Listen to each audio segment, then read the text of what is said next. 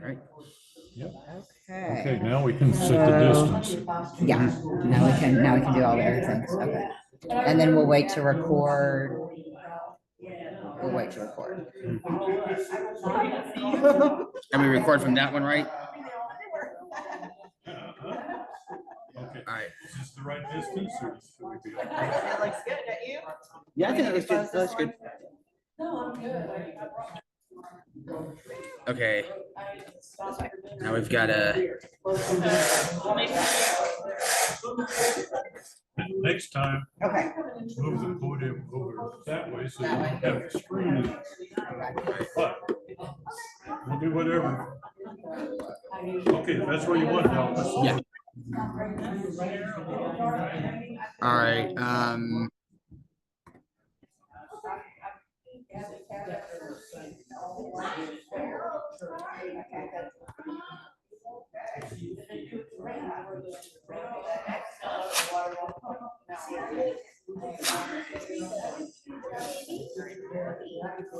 Hi.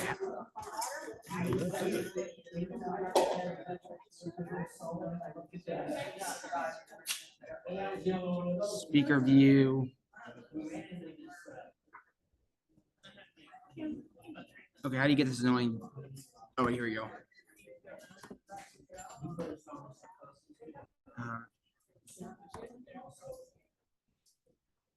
How do you get the doorbell off? Okay. So there's two different ways.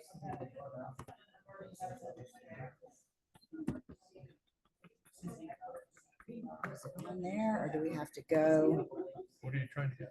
turn off the doorbell? The doorbell for the people Yeah, are coming otherwise on. they're gonna hear it the whole time. So there's two different ways. If we can't go through there, we might actually have to do it. Yes, let's see if we can get the doorbell. Yeah, I can hear that doorbell.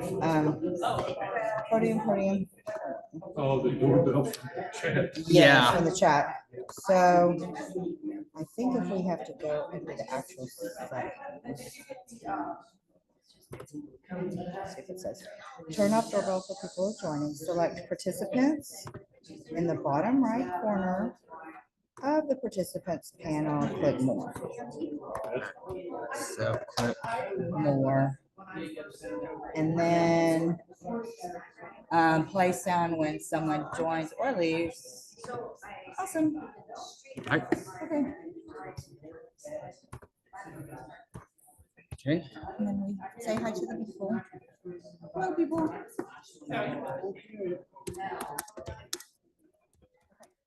Now we're ready to flash. All right, I need to show you here.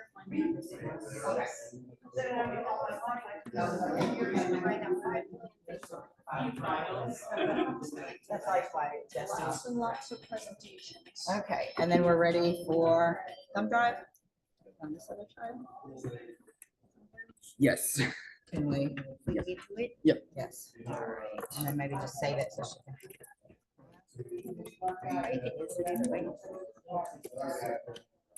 There we go. Okay.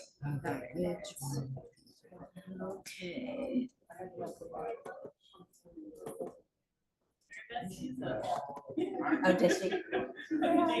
Hi. We need some music. Wait. Is that? Allow? What is going on here? I didn't do it. Who is trying to record the meeting? Was that you? No, it wasn't me. So we put deny? Yes. Deny? I don't know who that is. Okay, are you logged into the other? Yeah, I've got it right here. You want me to deny then? Yes, deny because we're not for sure. We're not ready for that. I think that might be one of the class members. The class members, right. And then right, let's try sometimes I don't know if they we're not there yet. So, yep. Should we minimize this? See the desktop? There. Okay. Okay, today is the 16th. It must be this one. So the, yeah.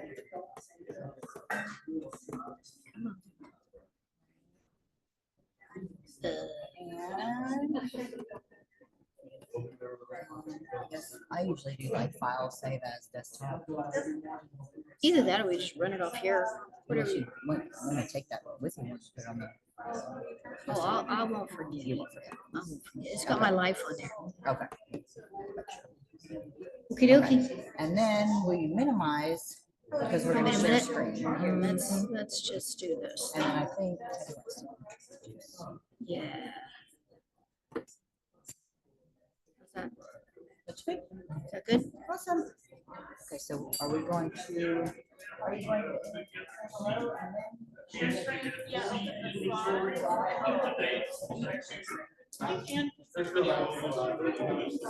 Okay. It's gonna be.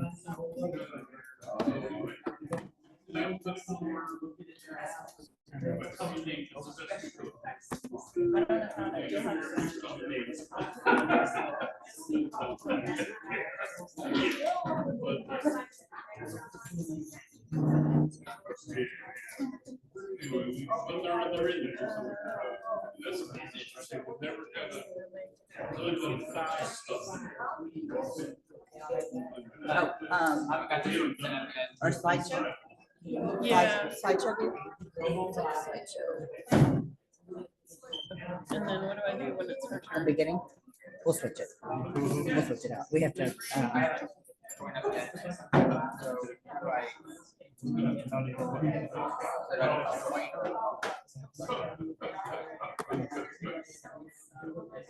It used to be a little things.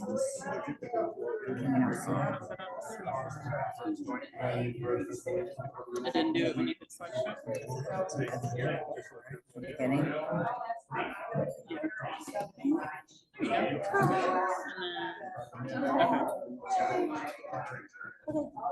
Hi. So I've got one slide for my. Hey, she's gonna do something before she's doing her thing. So, do you want me to put it on here ahead of time or just load it when I come up? Okay, can we put Another one in here or just one slide?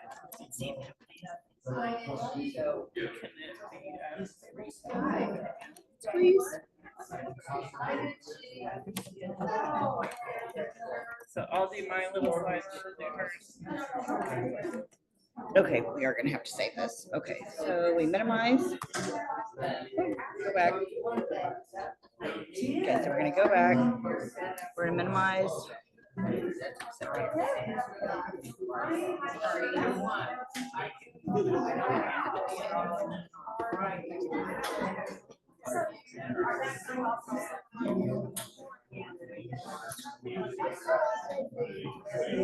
I was born in California. We need to save this one. Okay, where did it go? We didn't download it yet. Here we go. Okay, wow.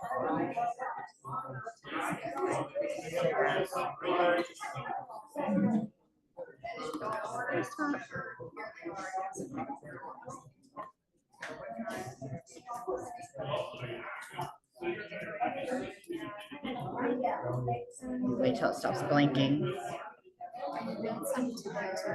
I'm just trying to get this to, yeah, Managing the online part. most likely.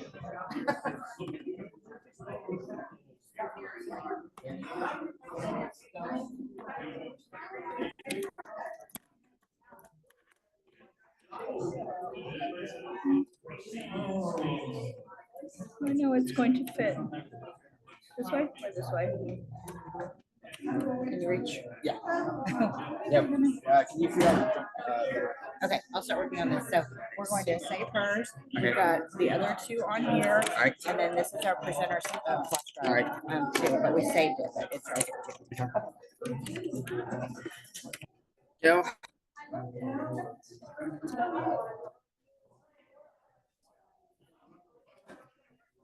Oh, do you want it on this thumb drive? Do you want it on this thumb drive?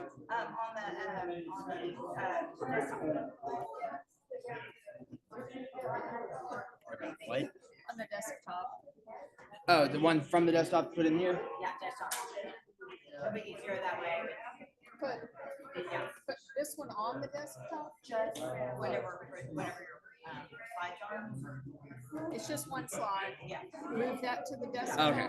Because if you use the desktop, it's really easier when you do share screen. Okay. It says share screen.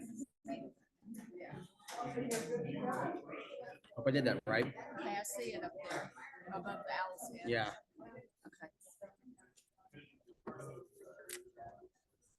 Okay, I guess that's good. Okay. Yes, so we need to. Wait, just eject it. Go back to, and then share screen. Ah.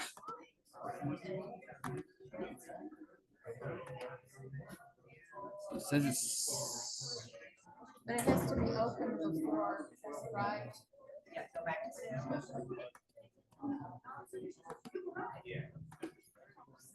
We have 3 different constructs. No, it's already open. Just, yeah, listen, you see your picture? Oh yeah. There you go.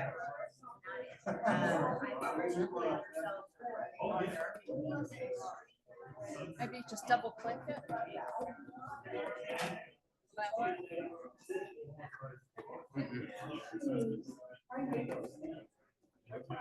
That didn't do anything. What about the dots, the 3 dots in the corner?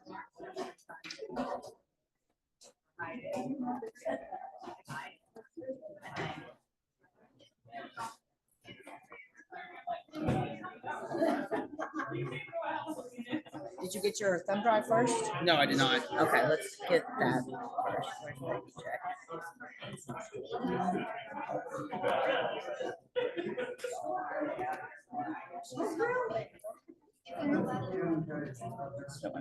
Anything else? There's caps. So hard. They make this thing so tight. Okay. Sure. Okay, so we go back here. And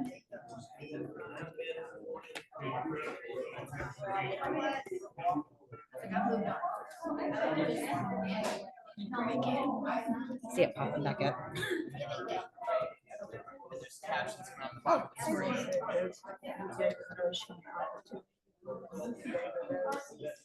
Oh, yes. Did you see the captions on the bottom of the screen there? This one. So which one did you want? This one? This one? Is it even there now? I need to open it first.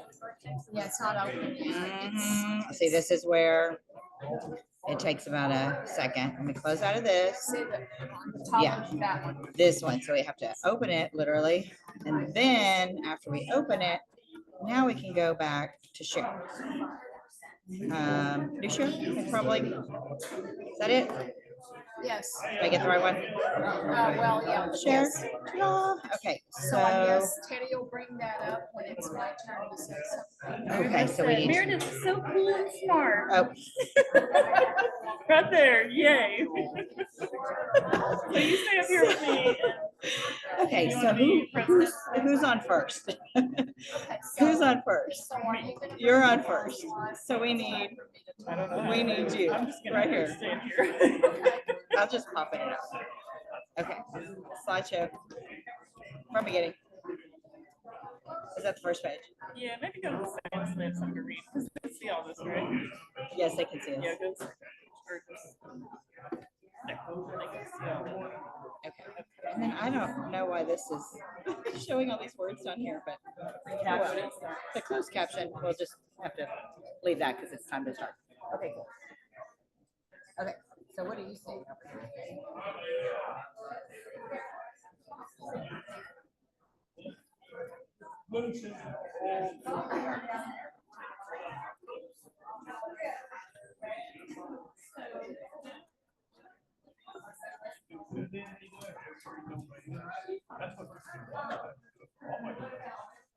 Yeah.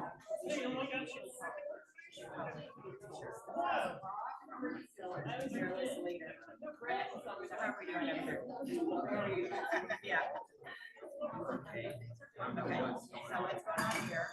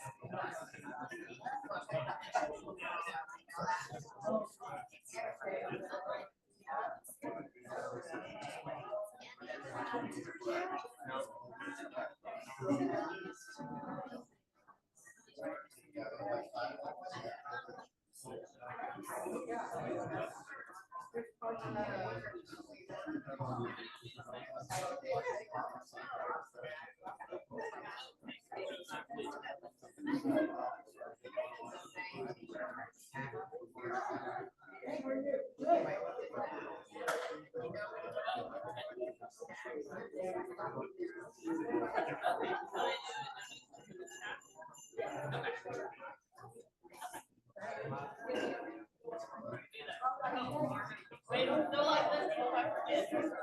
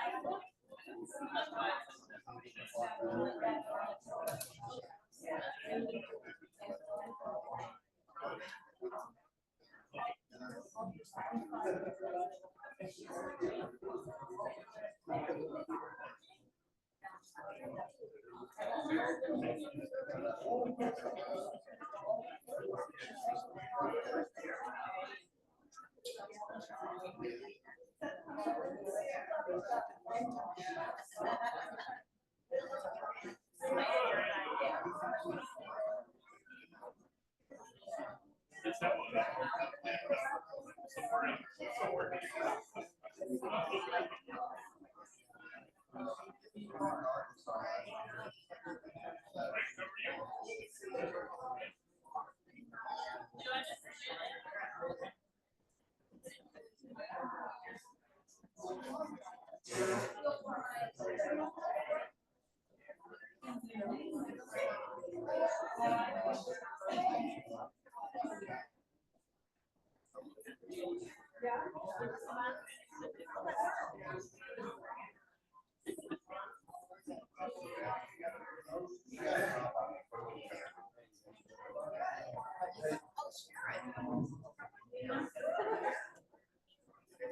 dude. Okay, no problem. Certain amount of time, like, what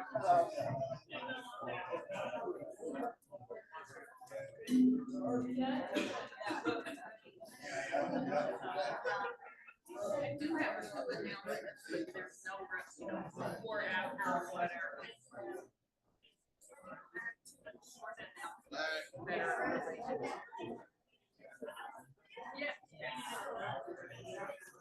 With my face.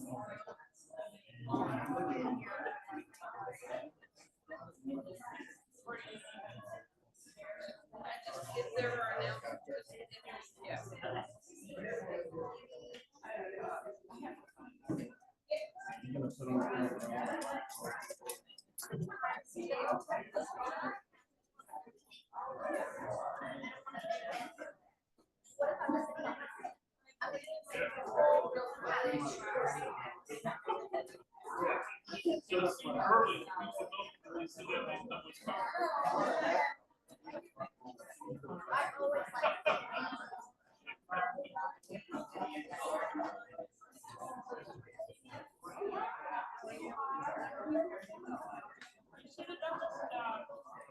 So glad I didn't. I have to make those reservations again, so if I have to call you tomorrow, my apologies. I called to make reservations at 10 o'clock. And so I called them and they called 10. There's answer. I was like, I'm sorry, honey, I'm trying to make reservations at 10 o'clock. They didn't call out 2 minutes to 10.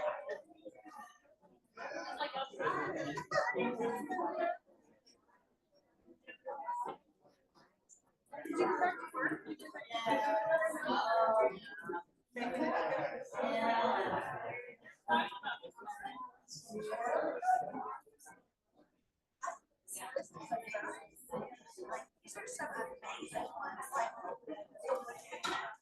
that one.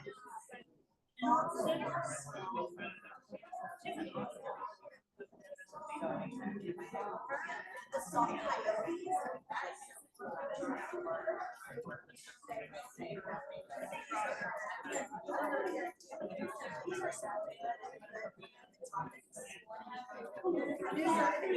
Thank God I don't have to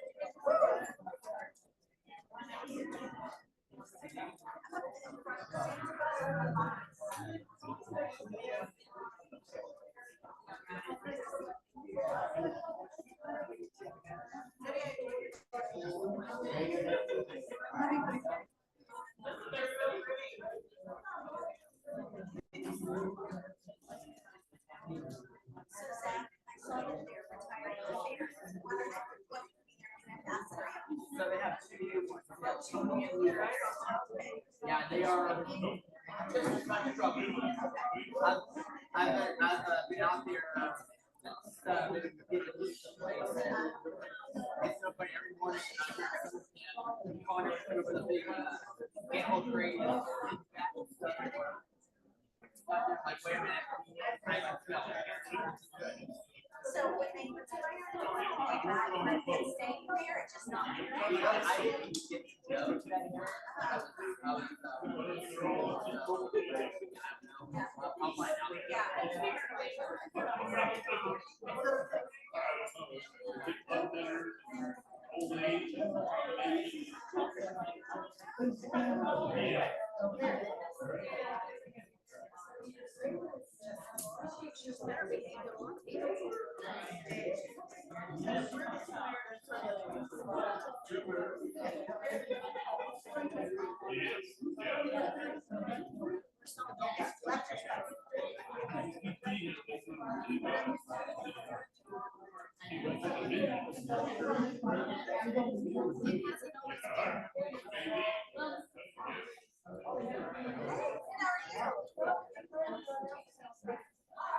find out.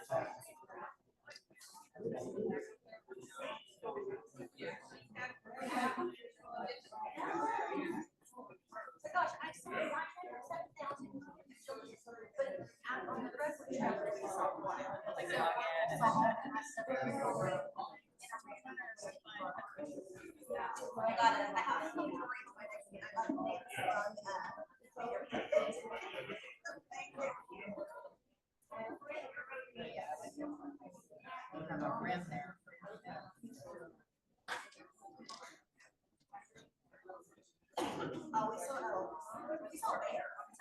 And like by the time you realize you're dog, and then by the time you realize you're going on, but the elk were the two giant whales above their statues. They were taken out for secret. Telling me that way. And then the next pasture, all the females were babies. So, yeah, they were much larger.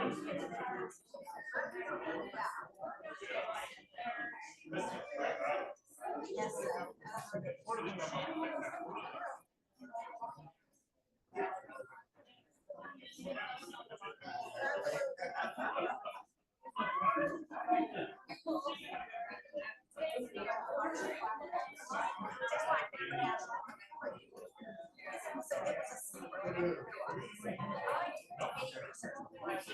I just like to do what she says. She pays for it. So I like the supplies. The channel islands have supplies. Just salt water. Yeah. Yeah, that's what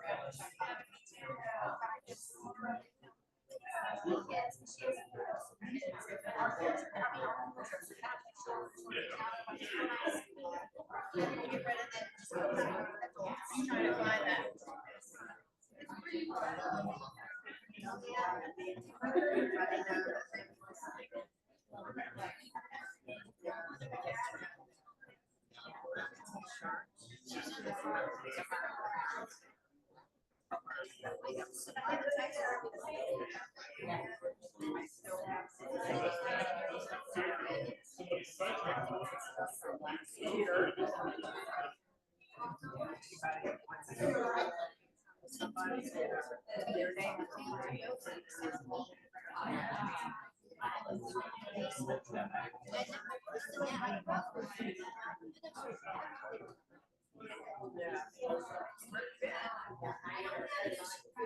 No way.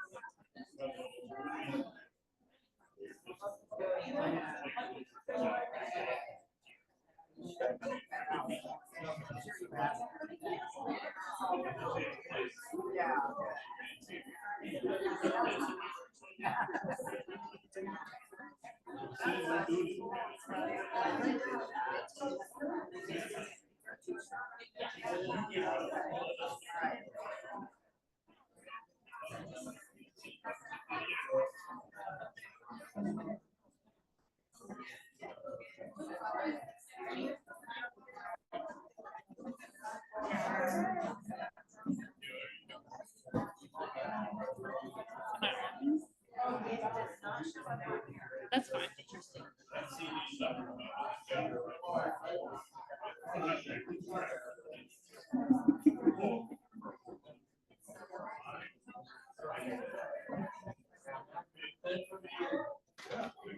Thank you. I'm like, hello.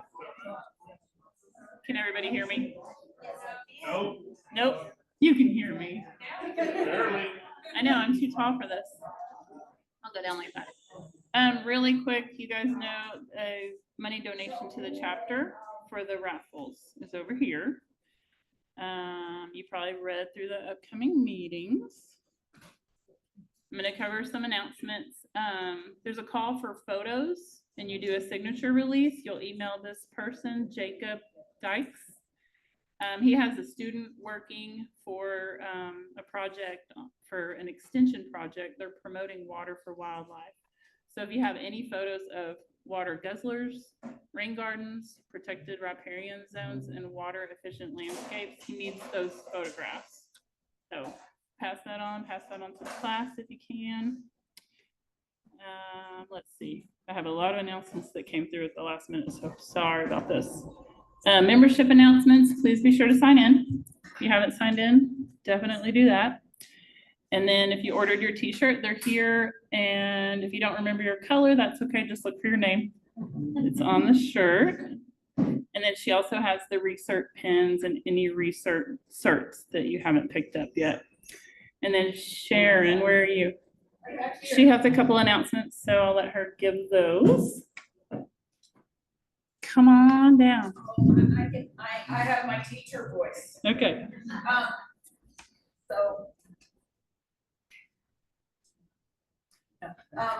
First announcement is that Britt is having an environmental science family day on Saturday, October 12th from 10 till 2.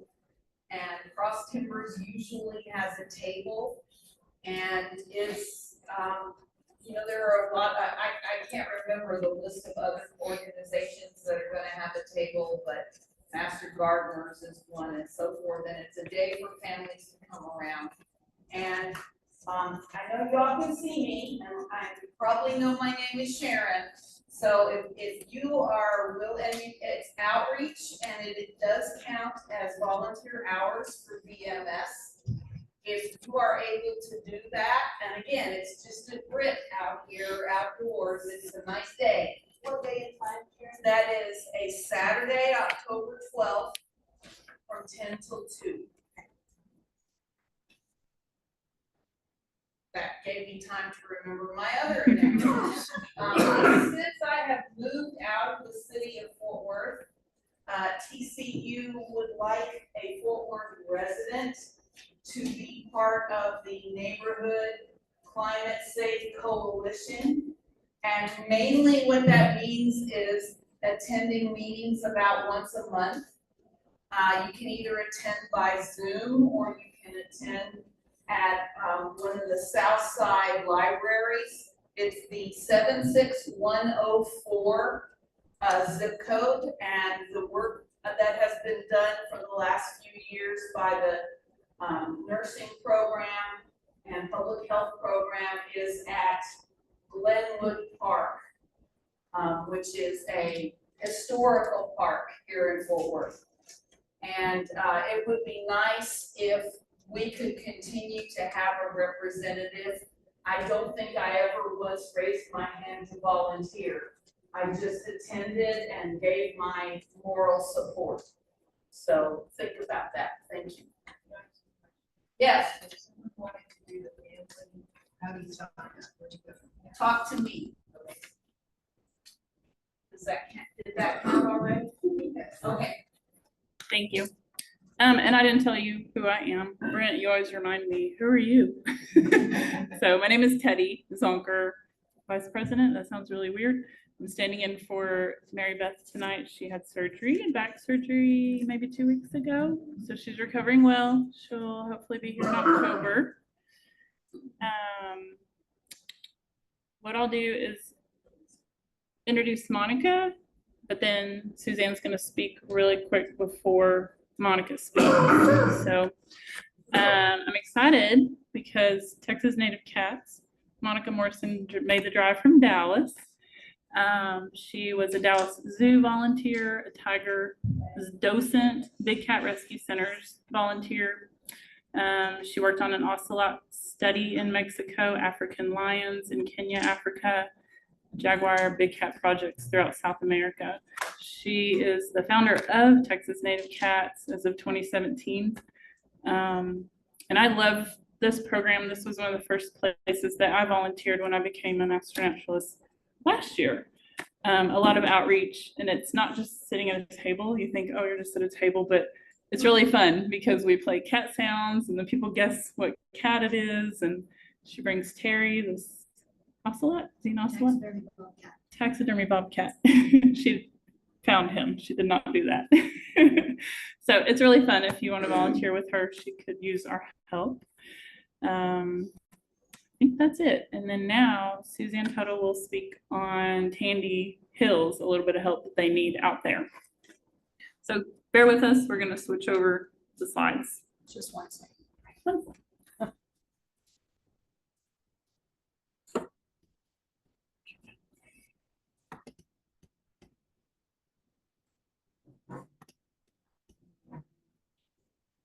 one. Yeah.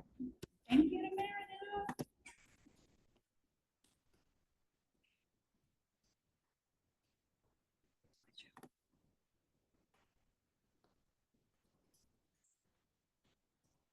Okay, hi everybody, I'm Suzanne Tuttle. I wanted to come and let y'all know about a really exciting to me new opportunity to help out the beautiful Tandy Hills natural area. Don and Deborah Young, after many, many years of being the primary stewards at Tandy Hills, they want to take a step back and they would like to have help in caring for the property. As you probably know, the city of Fort Worth doesn't really have the resources to devote to really taking care of Tandy Hills. Especially, they have a brand new trail system that the Friends of Tandy Hills paid a lot of money to have blazed, and the city doesn't have any resources to actually maintain the trail. And so that's one of the things we're trying to get some volunteers together to periodically, maybe once a month or once a quarter, go out there and do trail maintenance. Also some educational opportunities like spring wildflower tours and things like that. So after the, we're having a field trip. The training class is having the field trip out at Tandy Hills on October the 6th. And after that field trip, it should be cooler. Kate Morgan and I are going to try to organize a meeting or two, maybe a weekday meeting and a weekend meeting, because people have different, different time availability. And so if you're interested in helping with Tandy Hills at all, please feel free to text me or email me, and I put the Tandy Hills website up there. So if you're not familiar with Tandy Hills, you can just get a little look. This is a picture I took of one of the wildflower meadows in the spring. It's a wonderful place. So I know that established master naturalists have a lot of other irons in the fire that you've already established relationships with other groups. But in case you're looking for a new exciting place to work, then think about Tandy Hills. Thank y'all.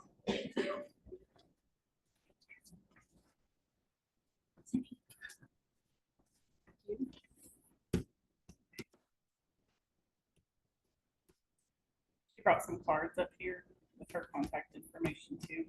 Really great photos of cats.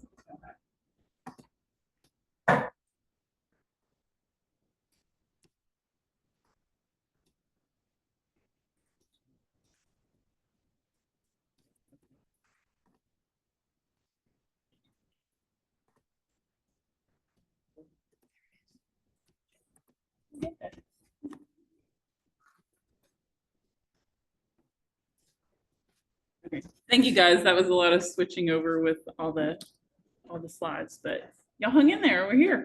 Thank you. Enjoy. Thank you. Okay, let's see here. Well, this is gonna slide right off, isn't it? Yes. Okay, we'll put this down here.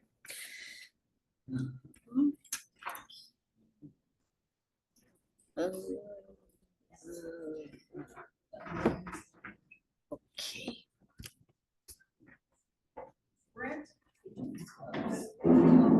Okay, can you show me, can I minimize this down here or not? No. I just think that. Okay, no, that's fine, but no, I'm talking about this. Stuck with that. Okay, Unless. it's gonna conceal some of the text I have, that's all. So they can't see it. Oh, it shows up here though. I don't know how to, but I know you can. Huh? Just like, You need to get rid of the bar. Anybody know how to do that? The bar is right there, yeah. Hide floating. Yeah, hide video panel. Yep. Yeah. Hide floating. That'll hide the rest of it. Hide floating down meetings. to. There you go. Yay, okay, now teamwork. from the beginning. Better? Okay, dokey, I think so. All right. Well, okay, can everybody hear me? All right, good deal, good deal. Thank you so much for having me here. I think it was 2017, 2018. I presented here once before, and I'm delighted to be back here. I am also a master naturalist myself, the North Texas chapter, and have been a master naturalist for 13 years. So, yeah. So always delighted to present to master naturalists. I always feel like, we're kindred spirits. We don't have to necessarily explain the importance of what it is we're doing. So very glad to be here. All right, so let's get started here. I am going to focus on two of our remaining cat species in Texas, the mountain lion, which has a lot of different names, as well as the ocelot. All right, the other cat we have in Texas still is the bobcat. I'm not speaking about bobcats tonight unless at the end you've got some questions. I will try to answer those. So photo credit here. This is from my friend Ben Masters. Show of hands, how many of you have seen the wildlife film Deep in the Heart? Yes, great. Okay, good news for you. Ben is planning a sequel next year. And it will feature mountain lions. He showed some of us some fantastic footage that he has of those cats in Western Texas. Oh my gosh, you're in for a treat. So Ben, let me use that photo. let's move on here. So the topic tonight is ocelots and mountain lions, a turning point for these cats. I will say that our Texas cats overall have been beleaguered for a long, long time. We've lost 2 species already. We used to have jaguars.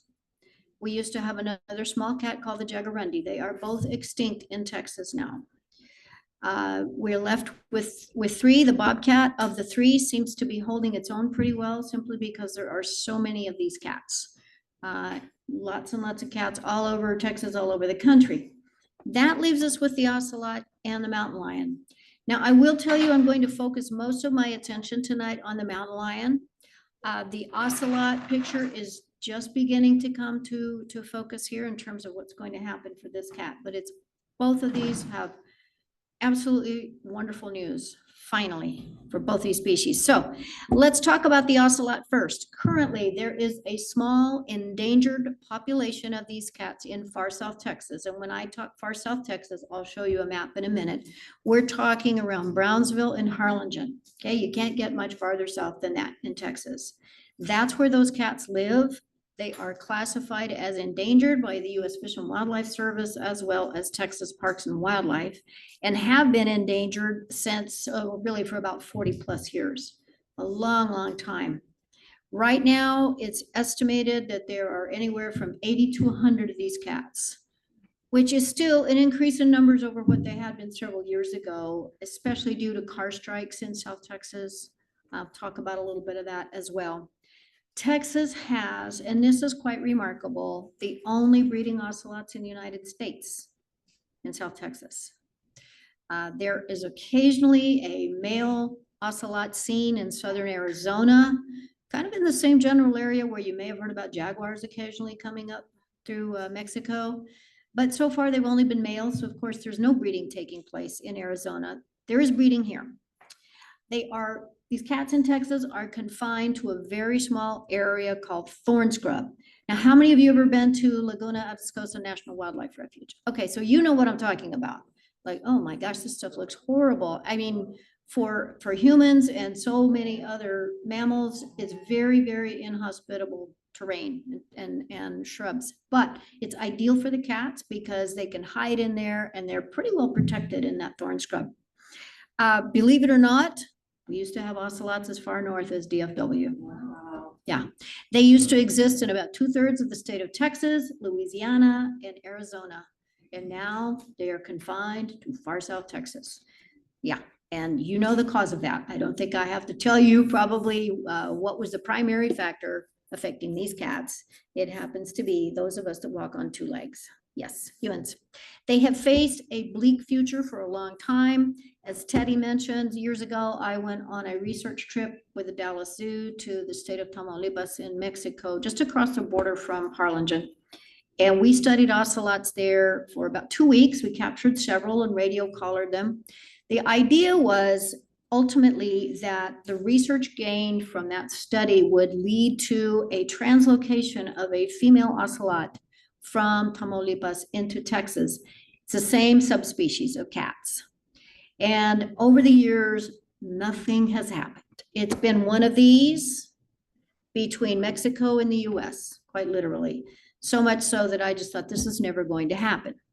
The idea was bring one over to help with the gene pool in Texas, help spur the breeding, and that these cats could increase in number. But as I say, it was just apparently a pipe dream. Never has happened.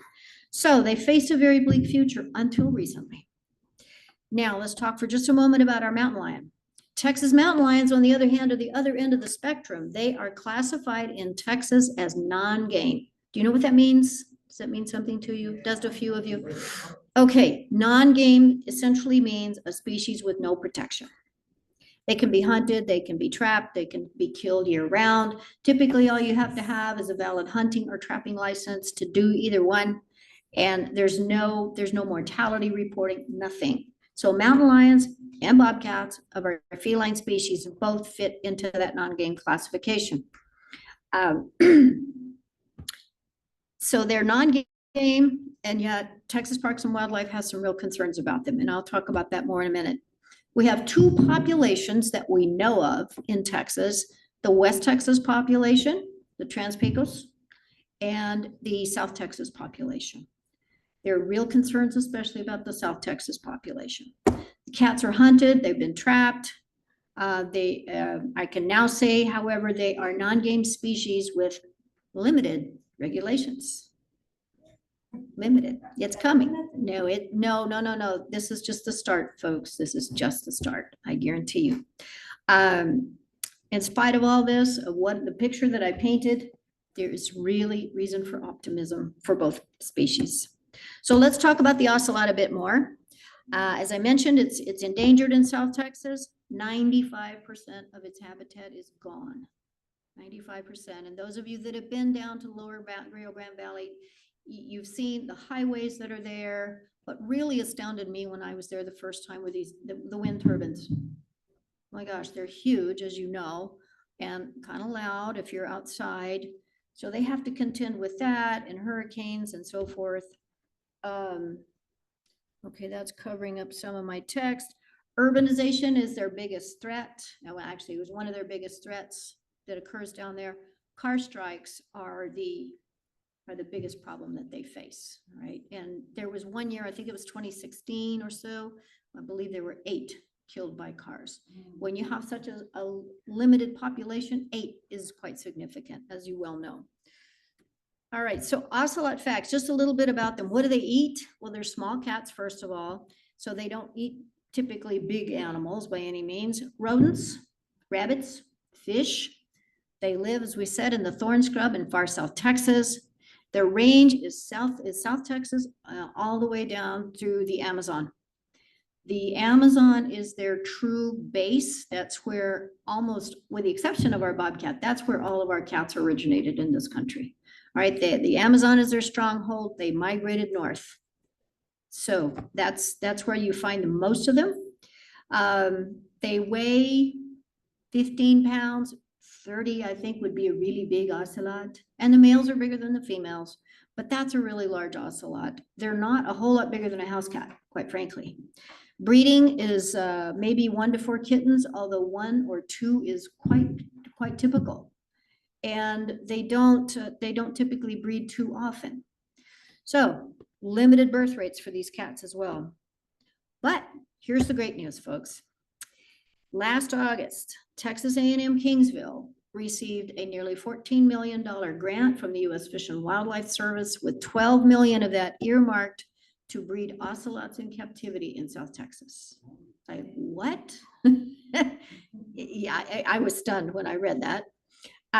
It's going to be funding for 5 years of ocelot research in South Texas, and the cats will be bred in captivity to be released into the wild. This is really going to help support this cat. It could, honestly, if it succeeds, and everyone is of the opinion that it will be a game changer for this cat. The other portion of that grant, nearly $2 million, is earmarked to study the impact of border barriers on black bears, which have made a resurgence in Texas. They are a threatened species, as well as mountain lions. I really don't think it's going to be any surprise to anybody that some of these border barriers we have are formidable obstacles to cross-boundary movement. We had a presentation earlier in the year from an organization called the Sky Island Alliance in Arizona, and they have been studying their border wall, New Mexico and California's, extensively. And they have some videos in there where they showed both black bears and mountain lions trying to get through. And you know, you're talking in some places a 30-foot barrier. Nothing can get over that. However, I will say, there's been a male jaguar that somehow or another managed to get in, and then he managed to get back out. But that's a jaguar. So that's the good news that has been received. Now, what does all that mean? RecoverTexasOcelots.org is a site I would refer you to, but not today. I went out to look at it this afternoon, and it seems they have not renewed their domain. So guess what? I notified them. I said, you might want to fix this. Oh my gosh, they didn't realize it. So they'll get it fixed hopefully within the next few days. highly recommend you go take a look at that. There's a lot of information in there about what's going on. I will say the goal is to get the number of cats to 200. If we can get these cats to number 200, then they can come off the endangered species list. What a remarkable achievement for this cat and for the people that are making it happen. The cats will be reintroduced, or the reintroduced cats that are going to be released will be on the San Antonio Viejo Ranch, which is owned by the East Foundation. The East Foundation is a pivotal partner in this effort, very much behind this breeding program and the release of these cats. So they will be released there and potentially other private lands in South Texas. And you think, okay, we all know this because we're master naturalists, right? 95% of land in Texas is privately owned, right? We know that. Okay, and you think, wait a minute, how do they talk these landowners into this?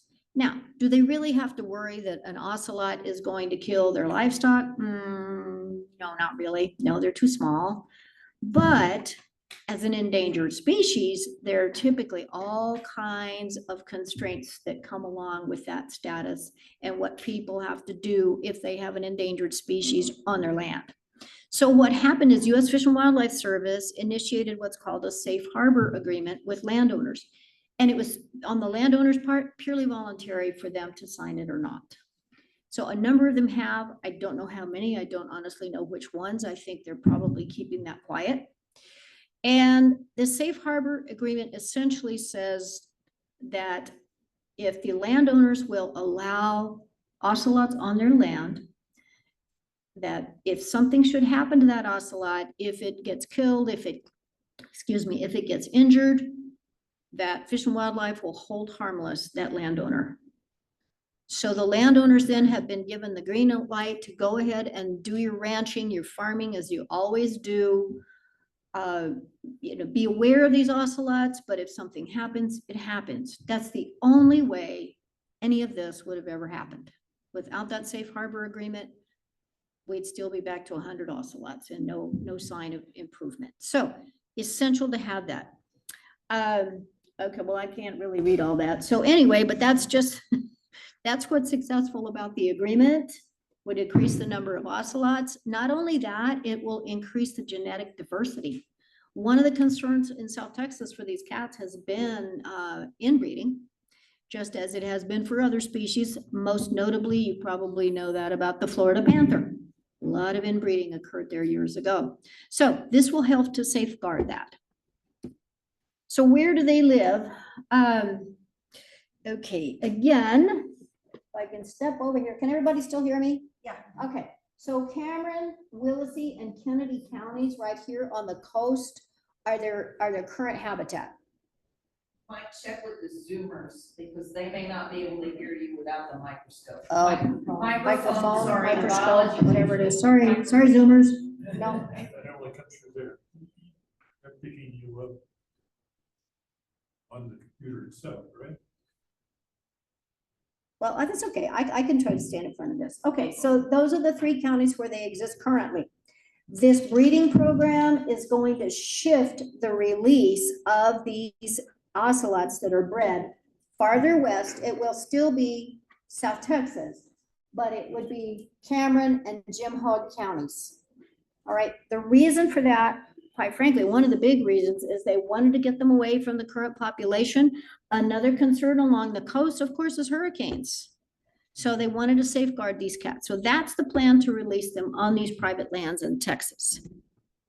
So other successful reintroductions that have occurred over time, we all know these, right? The bald eagle, the gray wolf, the black-footed ferret, the condor, and hopefully soon we'll have a 5th bullet on here that says ocelots in Texas. That'd not be amazing. So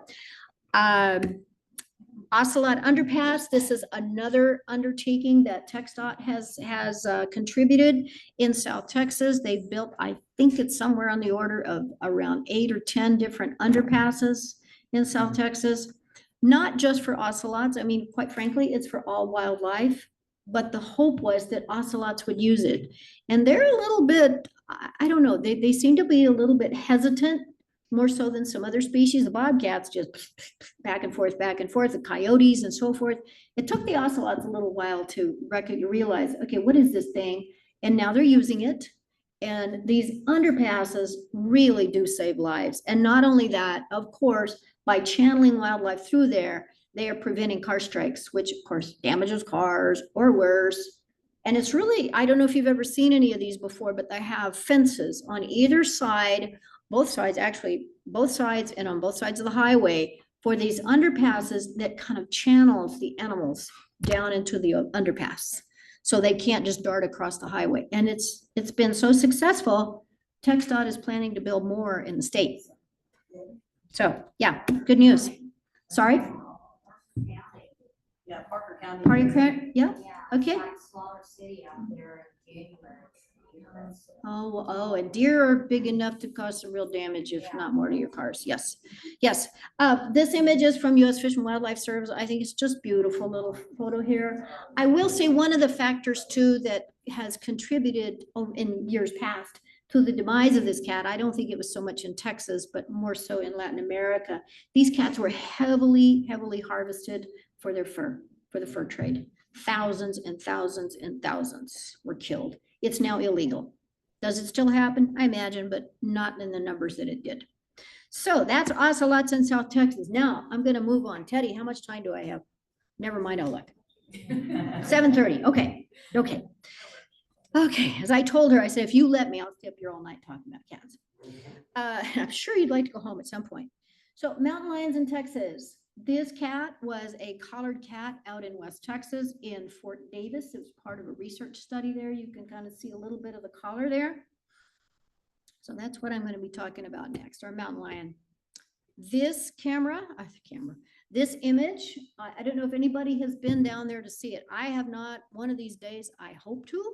I actually got in touch with Shumla Archaeological Research Education Society, and they've got some other images as well. And it's really, when you see the actual image that she sent me, the woman there, she said, you can really get a much better sense of what this is. But this is a cave painting from thousands of years ago, far South Texas. As you probably know, Native people typically revered cats. I mean, the mountain lion, the puma, as it's called, mostly in South America, and the jaguar, of course, being the biggest cat we have. Yes. And even the smaller ones, even the ocelots, they just made a real tribute to these animals. So mountain lion trivia facts. All right. For those of you that were here and heard my speech in 2017, you might remember this slide. I don't know, but I always ask it, but so it's fun to see what people think. All right, how many, show of hands, or just, you can tell me, just tell me, raise out or speak up and say, how many species of exotic cats exist in the world, do you think? I'll give you a hint. It's between 25 and 50. Any guesses? None? 35. Okay, thank you. Anybody else? I feel like I'm an auctioneer. It says 37. 37. Who said 40? Okay, all right, you're closest. All right. And it varies depending on where you're getting your information from. I go with what Panthera says. If you're not familiar with Panthera, it is the worldwide cat organization. That's all they focus on is wild cats. And the Panthera says there are 40. The vast majority of those are very small cats, probably, which you probably never heard of many of these, the Andean cat, the fishing cat, the marble-headed cat, the flat-headed cat, and so on it goes. A lot of these are endangered, and a lot of them we know very little about them. But that's what Panthera says. So different names for our mountain lion. Those of us in the western part of the country typically refer to this cat as a mountain lion. However, there are Oregon, Washington, and the Canadian provinces in the West refer to them as cougars. Florida panther is a cougar, puma, mountain lion. And a little bit of interesting history here. Florida panthers have a little bit of Texas pumas in them. About, gosh, I don't know, it's probably 30, 40 years ago by now.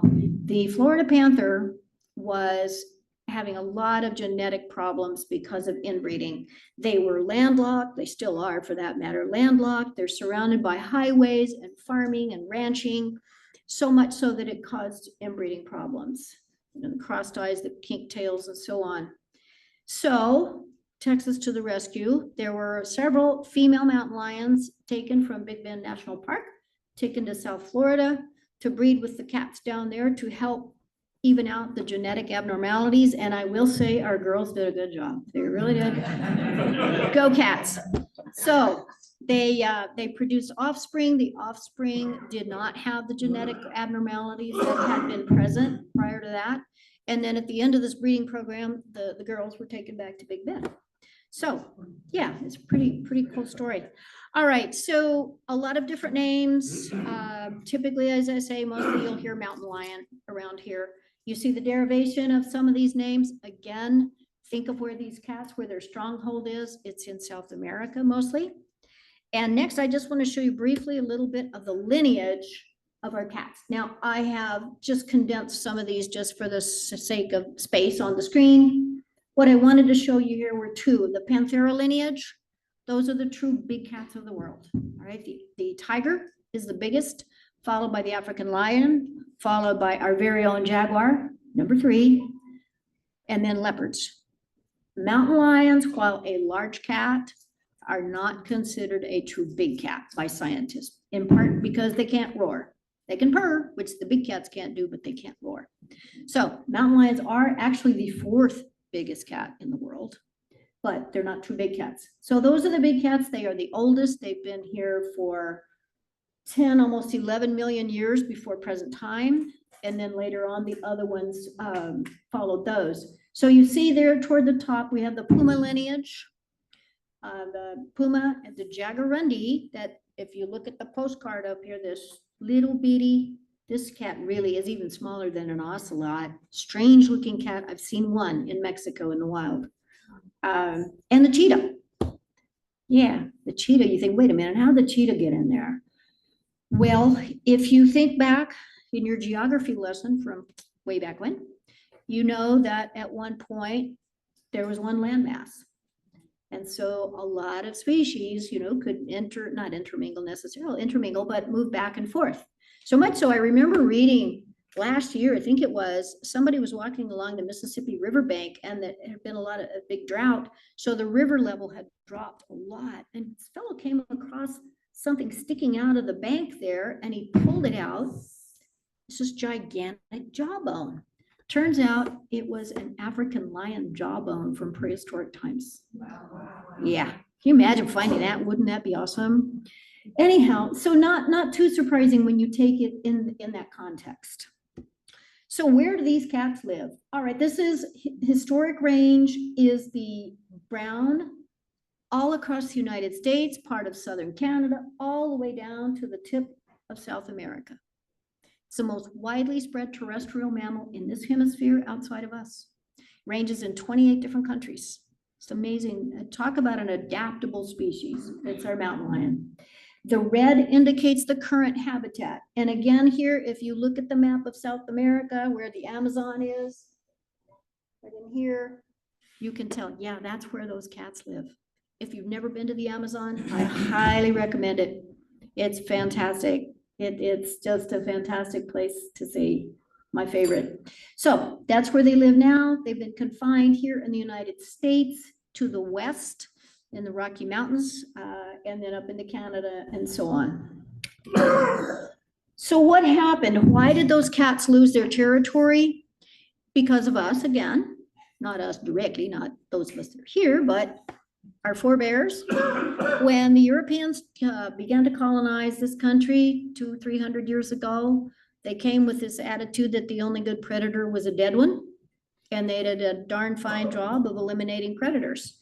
So that's why to this day, you don't find mountain lions, bears, and wolves in the eastern part of the country, or really until recently, not even the central part of the country. They hold up in the west, and that's where they've been ever since. So, but you do see, of course, right here, that's the Florida panther. That's the only breeding population of mountain lions in the eastern part of the country. So they are the second largest cat in the Americas after our jaguar. There's 6 subspecies of these cats. The U.S. Fish and Wildlife Service and the IUCN classify them as least concern, which is just what it says. Yeah, they're fine. There's plenty of them. We're not worried about them, except Florida, where they are endangered. I will say, you may have heard people talk about seeing black panthers. There has been no confirmed sighting of a black panther ever. Now, is it possible there could be one? Nobody's going to say no, absolutely not, but there's nothing been confirmed. I remember last December, the Houston Chronicle reached out to me and said that a landowner outside of Houston had seen a black panther on his property, and he had a photo of it. Well, you know what happens? People take these images and there's a creature way out in a field. You get no sense of depth perception, perspective on what this was. And everybody, me and Texas Parks and Wildlife, all said, no, that's a domestic cat. So hope springs eternal. Maybe someday somebody will actually find a documented case of a black panther. Where do they live? As you can tell at some level from that range map, they live just about wherever they want. There have even been mountain lions, or as they call them, there are cougars swimming to the islands off the coast of Washington State. So they're very remarkable, adaptable, resilient cats. Primary diet is deer. Of course, in this state, that's mule deer and white-tailed deer. The males have a much bigger range than the females. When they leave mom at usually somewhere between 12 to 18 months, the males have to go far distances because they have to establish their own territory. They cannot go to a territory where an established tomcat is. That tomcat will fight them and will try to kill them. So they have to keep moving. That's why their range is bigger. The females, on the other hand, will usually stay relatively close to their mother's range. The girls, for some reason, get along better than the boys. I don't know why, but they do. They will kill feral hogs. Go cats. Yay. Yeah, you think that's just amazing that they do. Now, I'm not going to say that's a big part of their diet. It's not. It's too bad we don't still have jaguars here, because jaguars would be killing them all the time, but we don't have those anymore. The ranges for the males, again, are much bigger than the females. Females, as I say, generally fairly concise around their mom's territory. The males are bigger than the females. Our mountain lions in Texas, just like our bobcats, tend to be smaller than they are in some of the western states, and that's climate driven and prey availability, but a lot of that's really just climate, because it's, it's hot here in Texas, we know that. They can jump, they can leap some pretty amazing distances, and in captivity, assuming they have good care, they can live to be around 20 years. In the wild, not so much. 12, maybe 14, it just depends. I asked Mark Elbrock. Mark is the director of Panthera's Puma program that I mentioned, Panthera, a minute ago. An expert. He's a renowned individual who is well known for his expertise in mountain lion research. And I asked him, I said, Mark, I have this theory about why cats, at any rate, and maybe all predators, just don't, not all, because some of them do live a long time, but cats don't live too long. And I said, my theory is that they expend so much energy in their kills, and a lot of times they don't succeed. They can be injured, they can be killed. And I said, I think it's just very taxing on their systems. And he says, yeah, it's essentially it. In Texas, they can breed all year long. In other states, it's more cyclical depending on the seasons, but here they can breed all year. So where are two distinct populations? West Texas, El Paso, Trans-Pecos. You know what I mean by Trans-Pecos, because you're master naturalists. Some people look at me like, what are you talking about? Trans-Pecos, and then the South Texas population, Val Verde County, roughly about here, which Texas Parks and Wildlife considers to be kind of the marking, the jumping off spot between West and East or South Texas. South Texas, along the border there are some as well. They are starting to reclaim territory eastbound. You may remember in December of 2020, there was a mountain lion shot to death outside of Rowlett.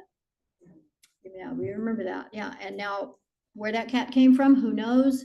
But we don't typically have mountain lions here. Although one of these days I'm gonna go to downtown Fort Worth and see that sleeping panther. I thought about it on the way over today and I thought, dang, I should have left a little bit earlier and gone through downtown and found that cat. So What about the anyway, one that was hit in Palo Pinto? that one, so theory. I've heard somebody from Texas Parks and Wildlife say, because he's a, I don't know if he's a game warden or what he is, or no, I think he's a park ranger. He said they also found a dead ocelot outside somewhere along there. And ocelots, as I say, don't live up here. He thinks, especially owing to the size and the weight of that cat, the mountain lion, it was somebody's pet that either got out or was let out. Don't know, really don't know the story behind it. Of the two populations we have, the larger population is in West Texas. That's considered to be the stable population. Although a lot of that stability, it's believed, is owed to the fact these cats immigrate from Mexico and New Mexico into West Texas. However, big caveat, trapping is very, very extensive in West Texas. So many of them die in traps. The South Texas population is considered unstable. The Parks and Wildlife believes it may have declined by as much as 50% over time. And they classify, Parks and Wildlife, interestingly enough, classifies this cat as threatened to imperiled. And yet it has, I won't say no protection, but it's still a non-game species, which, by the way, that's the classification the legislature gave it about 50 years ago, not Parks and Wildlife. So two populations that we know of so far. Just a paw, just so you can see what they look like. By the way, if you ever want to go see big cats, go out to NSYNC Exotics in Wiley. I know from here it's a bit of a hike, but go on a Saturday or Sunday. There are about 80 big cats out there. Rescues. They're almost every one of them is a rescue. And they have tigers, mountain lions, bobcats, you name it, just about. And it's an excellent facility. NSYNC, INSYNC Exotics. Open to the public on the weekends. So here is a confirmed sightings map that the Parks and Wildlife maintains. It's real time. I took this about a year ago, so it's a little bit dated now, but you still get the idea. You can really see on this map, where is the stronghold of these cats? Trans-Pecos, right? West Texas. And then as you go farther southeast and north and so forth, the numbers decline. And around here where we are, that number one could very well have been that mountain lion that we know was killed in Rowlett. Yes, sir. West Texas, in general, West Texas, with specific areas, not for Vicksburg. I'm from El Paso. Yeah. I'm really West Texas. I've heard of that also. I never saw one. There's sightings here and there. Or is that, are they concentrated in certain counties? Of what? Of mountain lions?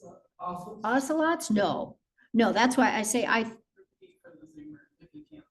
okay, so the question is, were there ocelots in West Texas? Is that your question? Mountain lions, yes, but not ocelots, not anymore. Not anymore. No, those have all been, all the ocelots are now confined to far South Texas. That one that the park ranger said was killed was, if likely, somebody's pet. Although that's illegal because it's an endangered species. But anyway, people. I had a friend and her dad had a mountain lion and an ocelot in the backyard. Okay. Maybe it was that. We thought it was cool back then. Yeah. I know. Okay, so I'm not going to go into all of these, but here are some potential factors, or not some, they're just potential. Some of them really are factors in the demise of our apex predator in Texas. Definitely the predator control or trapping is still very prevalent, especially in West Texas. There's some amount of hunting, we're not sure how much. Removal and retaliation and wildlife killing contests. Although I don't know that there's a whole lot of contests in Texas regarding lions because there aren't, as far as we believe, there aren't that many lions here. Otherwise, there are some unintentional actions, a lot of them, of course, caused by us again, unknown factors. I mean, some of these, like, well, the border wall, I think we're going to figure that one out if we haven't already. Climate change, rodenticide. Nobody's ever looked into rodenticide here. If you're interested, the Park Service out in California and the Santa Monica and Santa Ana Mountains have done some amazing research on the impacts of rodenticide on both bobcats and mountain lions. It's pretty scary stuff. So why do we want to conserve mountain lions? They're the top predator we have in the state. They are the top of the food chain. They help, all predators help to maintain lesser species from proliferating. If we maintain the predators, we maintain the lower species. We don't want the lower species just exploding in growth. They may want to kill deer. They do kill deer with chronic wasting disease. Everybody know what that is? Yeah, okay. Most people around here do, I know. Yes, it's becoming more and more prevalent in Texas, especially among captive deer herds. If you ever want to listen to it, you can listen to the Texas Parks and Wildlife Commission meetings when the deer breeders get up there and start talking about deer. But it's a huge problem. The cats will kill these deer with chronic wasting disease, which is good because highly contagious disease. There's no cure, no treatment, nothing for it. And they take them out of circulation. So they're really doing a service. And amazingly enough, the cats do not develop the disease themselves. So you'd think between feral hogs and killing deer with chronic wasting disease, we'd be importing these cats, wouldn't you? I do, but nobody's asked me my opinion of that yet. They will provide more than 3 million pounds of meat daily for other species. Now that's across their range. That's an amazing contribution to the ecosystem. All right, so again, just a simple graphic illustrating the benefits of what a mountain lion does with this regulatory control that it has over the environment. Trickles all the way down, again, sorry you can't see it on here, but all the way down to the very bottom where you've got insects and rodents and such on the ground. Threats to humans. All right, we all know there have been some cases where mountain lions, particularly in the West, have sadly have killed some people, and certainly they do kill pets if they can get them. There have been no deaths in Texas by mountain lions. There have been a couple of attacks, I think out in Big Bend, but no deaths. Okay, all right, what do you do if you see a mountain lion? Don't freak out is the first word. Don't freak out, don't freak out. Stay calm. I know that sounds ridiculous when you're faced with a big predator like that, but that's your best defense. Pick up kids and pets, bring everybody together, make yourselves look bigger. If you have jackets on, take them off, yell, you can throw things at it, move back slowly and start putting some distance between you and that cat. Whatever you do, do not run because mountain lions can run about 30 miles an hour and we can't. So when you run from a cat, you're triggering the predator-prey instinct. Those of you with house cats have probably seen that. If they see something scurrying around, it's like, oh boy, and zoom, they go right back and try to get it. If you're ever attacked, fight back everything you have. Okay, threats to livestock. Coyotes and domestic dogs cause more problems for domestic livestock than mountain lions ever do. Sheep and goat loss are about, not a little under 6% caused by mountain lions. Some ideas to conserve livestock to help them. Night penning, which doesn't happen in Texas, you know, where people, they let them out in these, they're great big areas that they own. Guard dogs, which, okay, I have this really amazing idea for guard dogs, but you'll have to invite me back later for another speech because I've got some really good ideas. I'm already working on it. Electric fencing has been shown to be very, very effective against cats. There was a study done in Chile where the predators, certainly the biggest mountain lions on the planet, live down there. And they kill a lot of livestock. So there was a scientific study several years ago checking out, okay, do electric fences work? How about lighting? Lighting. Amazing. It deters the cats. It was even done in Africa on African lions, and it was effective. It didn't work on foxes, though. Foxes figured it out. The cats might eventually as well. There's some other things there. Maintain the toms. This one I heard at a mountain lion workshop several years ago. from a landowner in Colorado and Wyoming who owned a lot of land. And he said, yeah, the cats can be a problem. He said, but he was directing his comment to the audience, which was mostly fish and game folks. He said, if you maintain the toms, they will take care of the subadult dispersing males, the ones I call the teenagers. The teenagers, yeah, that they don't know how to hunt very well. They've just left mom. They're trying to figure out who they are when they grow up and where they're going to live. And he said, these toms will police them. He said, it's the young adults that are causing the predation problems. So relocation, depending on circumstances, can work, but you never want to try to relocate a tom. It just won't work because you're going to put it in another tom's territory. Okay, just simple image here. This is called a boma in Kenya on one of my research trips that I did. Very simple enclosure. It's portable. They herd all of their livestock into there at night. And as you well know, there's a lot of predators in Africa. They herd them in there so tightly that the animals really can't get around. They can't move much. If a predator gets in there, it's going to get trampled to death. So very effective. I saw some high-tech ones several years ago. The Cattle Raisers Association here in Fort Worth had their annual meeting downtown, and I went to it. It was interesting. And they had a high-tech version of this that was, I don't know how many thousands and thousands of dollars.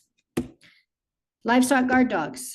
Okay, these are specific dogs, dog breeds that have been around for thousands of years. They originated in Asia and then in Europe to guard against wolf predation in those areas of the world.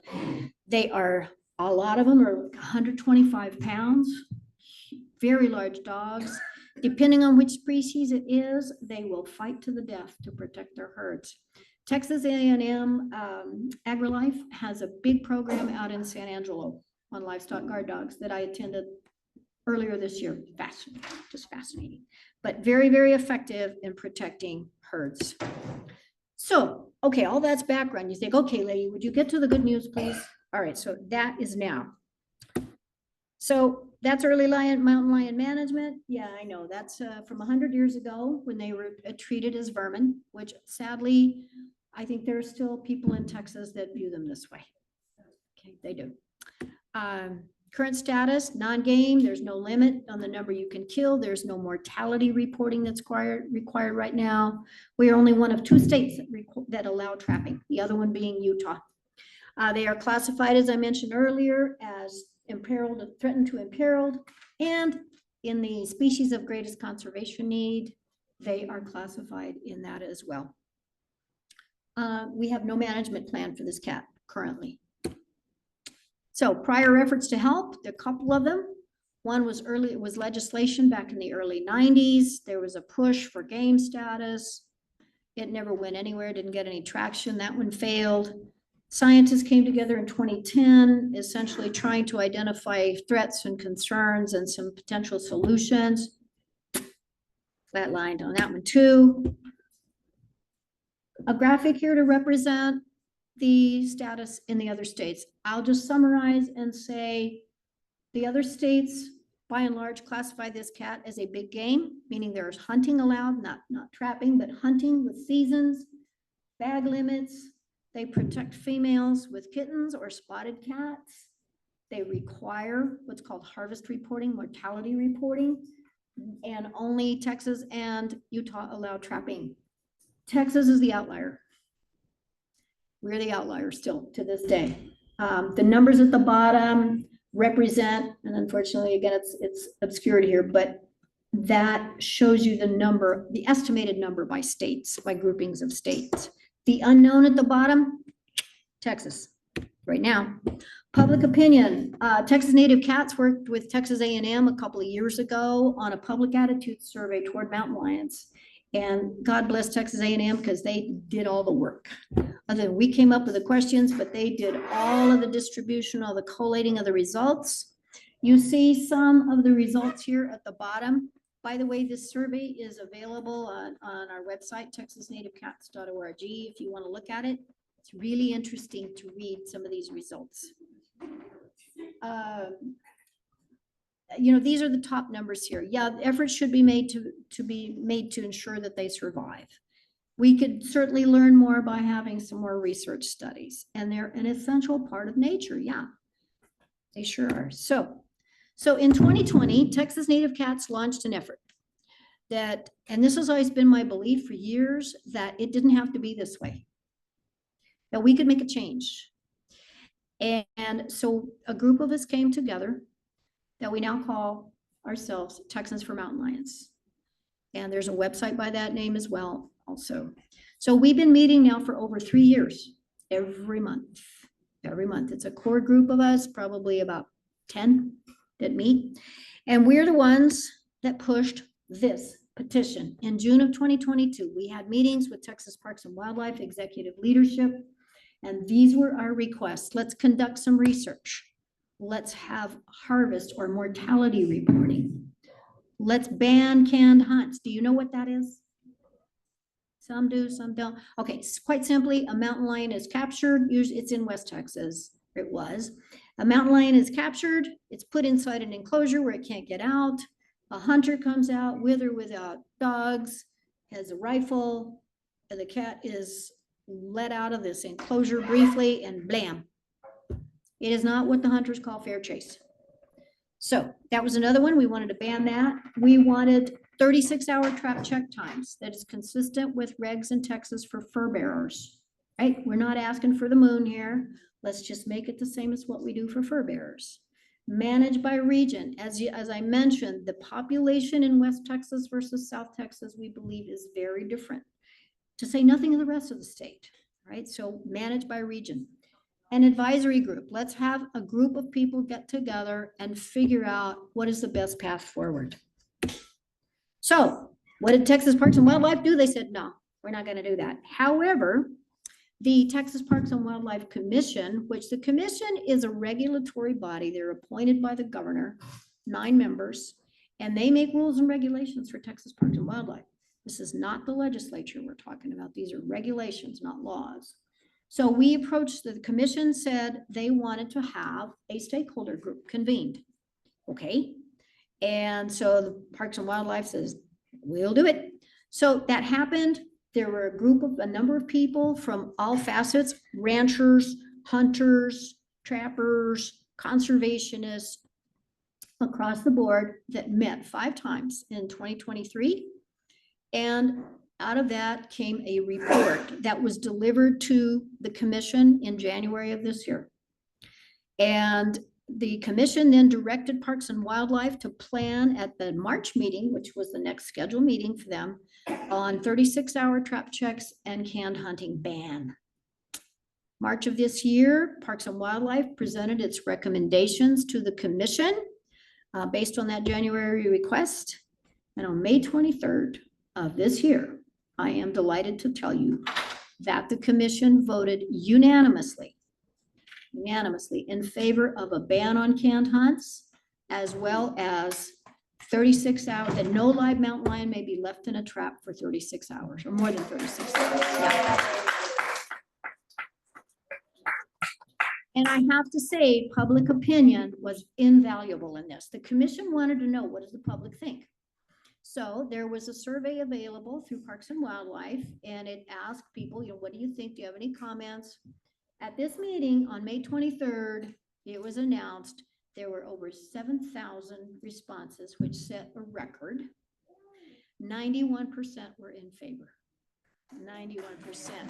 And what is also amazing is I heard from someone at Parks and Wildlife. I said, well, I would imagine most of the 91% were urban residents. And I was told, no, not really. So much so that there were even some West Texas ranchers that said, it's about time you did something for this cat. Whoa. So needless to say, folks, I will tell you that was one of the brightest days of my life. We were all just elated to hear that finally we've got some help for this cat. So fast forward, where are things now? All right, so these, again, going back to our petition points, conduct research. There will be more of that done, because one of the things is that we don't really know specifically where these cats are right now, how many we have, what the abundance is. There have been some studies done in Texas. but nothing ever approaching anything statewide. Harvest reporting, in other words, mandatory reporting of mortality. That's coming. That's coming. Canned hunts were banned May 23rd. Trap checks, the 36 no live mountain lion may be left in a trap for more than 36 hours. Although I will say, I think that one might evolve somewhat over time. All right, I would just tell you, and you can go back if you're really interested. All of these meetings are recorded. Go out to Texas Parks and Wildlife Commission meetings and you'll find the recordings out there if you're interested to hear. What do you mean evolve over time? Like be a smaller window? I'm not really sure. I mean, I will tell you, like, if you go back and listen to that, the recordings by the commission was a little bit fuzzy on exactly how that would roll out, how it would be managed and so forth. Essentially what it means is ironic because you couldn't use the word trap check. You have to say, and this is what the reg says. It says no live mountain lion may be left in a trap for more than 36 hours, which essentially means you got to go check your traps every day. Really is what it amounts to. So managed by region, that is the culmination of all this work. That's what we want. We want a management plan for our cat like every other state with a mountain lion population has. And that's what we're pushing to get. The advisory group, at least that preliminary one, is finished. The work is done. They did their part. So there's more to come. That's my point. More good things to come for this cat.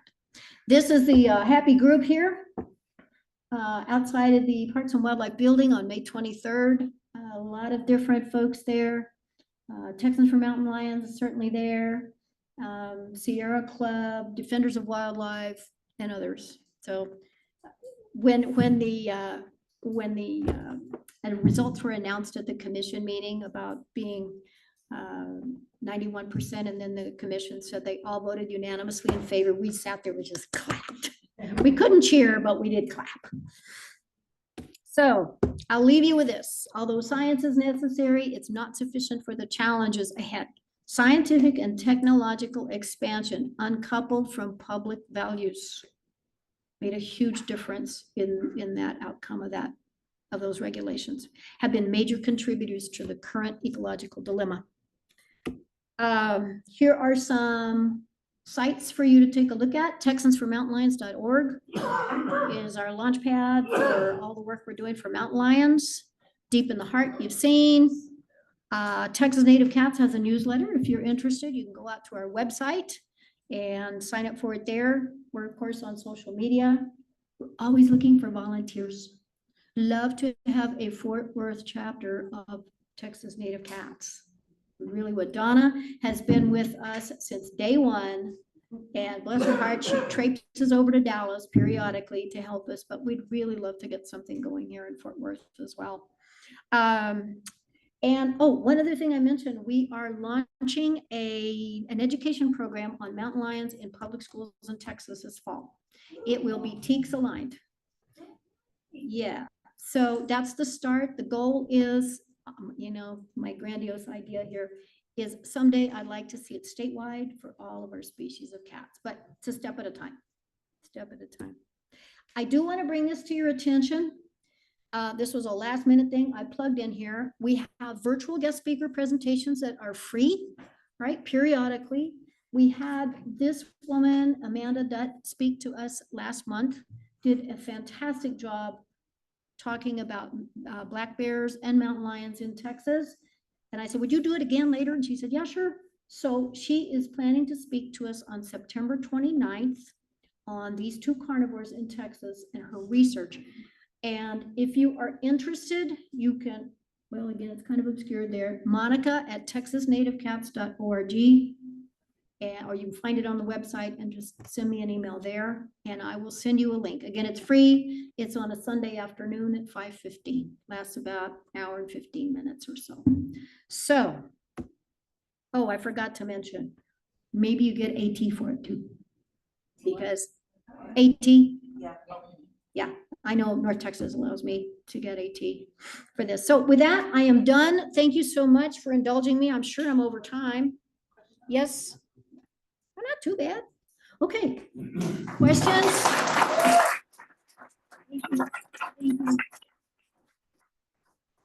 Yes, ma'am. Back to the ocelots. Uh-huh. Where would the individuals come from to establish a breeding? Those are going to, yeah, sure. Where are the ocelots coming from that will be used to establish the breeding program? They will be coming from zoos. And interestingly enough, I can't divulge the details right now, but there will be some more information coming out very soon about this ocelot breeding program and the advances that they're making. It's some pretty interesting things. I got an email today from my contact at the East Foundation, and she said, yeah, that there will be an announcement probably from A&M Kingsville and others this fall. So yes, from the zoos, and there will be other zoos that will ultimately be involved. Yes, sir. Yes, we had one from the Zoom. We had one of our members asked about a year ago. She was in Arkansas hiking and saw something that looked like a Black Panther, but that wasn't quite as big as a house cat. Or it was like definitely not as large, pure black. Okay, what was it? Is that the question or what? Yeah, it, like Turned around and walked out slowly. How far away was this person from it? Does it say? Doesn't say. Okay, again, I go back to what I mentioned earlier. I will say scientists have said that there's never been a confirmed sighting of a Black Panther. Now, Arkansas, however, is beginning to see some mountain lions. They're not enough so that there's an established population by any means. It's like Oklahoma has some too, but they don't have an established population at this point. But again, Black Panthers, no. Understand something else too. Cats, kind of like us, can have color variation. And the same is true of our mountain lion. I mean, you look at, and I don't have an image of it here, but you look at say some of the photos of those mountain lions in Chile. They're huge for one thing, and their fur is so thick because they're in the mountain. I mean, they're way up in the mountain. Let me tell you, it's cold down there. I've been there before. It's really cold. But the other thing is, like with a mountain lion or any cat or any person, depends a lot on the lighting too. If you see something under a tree where there's a lot of shadows, it may appear to be, a different color than what it is. And they can be. You usually see what you want to see. Yeah, well, that's that too. Yes, sir. Well said. That is so true. Yes. Yes, ma'am. How extensive is the thorn scrub in South Texas? So I assume it's, these private lands in Polk County. Yeah, I don't know how extensive it is. I do know, I'll tell you this, I've gotten an email from, I don't remember the man's name, doesn't matter, but he's with U.S. Fish and Wildlife Service, asking me if I know anybody that has thorn scrub, that would be willing to donate it. So apparently there is not an abundance of it. I think it used to be more widespread, not surprisingly, like so many other things, and has just been destroyed over time. But that's a good question. So going back to my comment about the East Foundation, Lindsay Martinez with East Foundation presented to us on ocelots earlier this year, and she is going to present to us again once she gets some more information. I think we have become their conduit to the public in terms of presentations. So that would be an excellent question to pose to her. As a matter of fact, I can email her and ask her how widespread it is in the meantime. But look for that if you're interested in these presentations, because she will tell us what's going on with ocelots. Yes, sir. How do they manage the compliance on the 36-hour tracking? That's going to be, yeah, there was okay. How is the compliance handled with the 36-hour checks on these traps? Well, I will tell you that generated a lot of questions at the commission meetings. Ultimately, it's going to come down to the game wardens. And That's of those, all of those regulations, right? Yeah. And the Stormy Daniels, I think is his name, is, yeah, what? No, yeah, I know it is. No, I'm not kidding. This Poor guy. No, honestly, I think his last name is Daniels. I imagine he's had a heck of a time living that name down over the years, but I do know his first name's Stormy. We'll just leave it at that. So Stormy is, I don't know if he's in it, the chief of game wardens or what, but he, if not, he's the next level down. And he spoke a lot at that commission meeting in May about it. Because the commissioners asked him the same question, how is this gonna be enforced?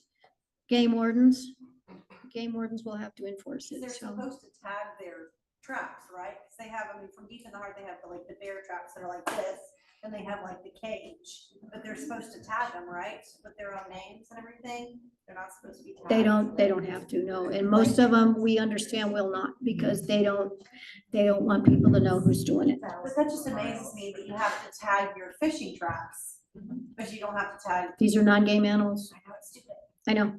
Okay, but here's a big part of the whole issue is that you're bringing up a very good point. But again, these are things that the public does not know, right? And if the public knows, whoever the public is, that's a very nebulous term, I realize.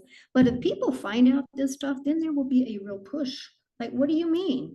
No, no, you can't keep doing that. So, yeah. What's the big resistance to protecting? Landowners. Actually, okay, so it's livestock.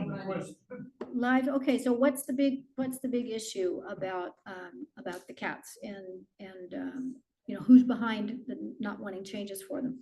It's primarily been the landowners. I will say in my mind, it's twofold. One, yes, definitely livestock, particularly if you're talking about sheep and goats. Because if there are mountain lions around, they'll just have a field day with sheep and goats. I mean, they're just like a kid in a candy store, and they go in and just slaughter them for the heck of it, seemingly.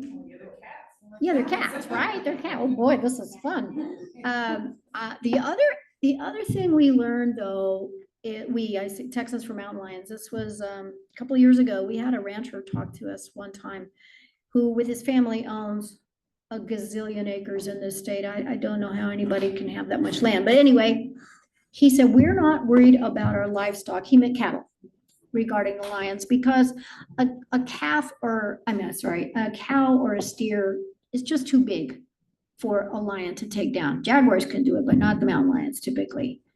He said, we're worried about our deer. Your deer? What do you mean? Well, he said, we get half our income of deer leases. And the fear is and a lot of these ranchers do that. I mean, it's a huge supplement to their income.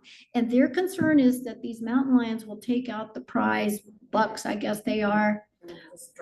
Yeah, and in fact, a mountain lion typically only makes a kill about once a week, one kill. But that's the prevailing attitude. So you're fighting against entrenched attitudes. Although again, just what I told you, that you know, the people supporting this change were not. Some of them were some landowners, and honestly, I think too. Yeah, some of it too. I think is generational, right? You know, it's like we jokingly say we just need a few more funerals, but it will evolve over time. People don't like change. Yeah, I know a lot of you don't remember this, but some of you do. Remember when we had the seatbelt law take effect in Texas? You can't tell me what to do. I'm not going to fasten a seatbelt, blah, blah, blah. And now look around you. I mean, almost everybody's wearing a seatbelt. So it just takes some socialization and some time, but we're getting there. Yes, ma'am, you had a question? Yeah, what if some of these cattle raisers experimented with, who have feral hog problem, or would be willing to, you know, have some collared mountain lions? Okay, so your question is, what if these landowners that have hog problems had collared mountain lions?